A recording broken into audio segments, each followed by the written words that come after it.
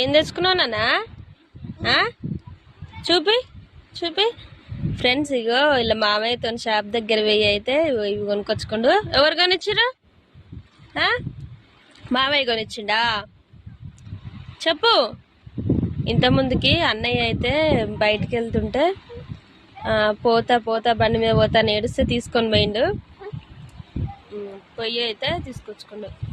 Hi చెప్పు. Hi friends అందరికి. వద్దు తమ్మునికి వద్దు.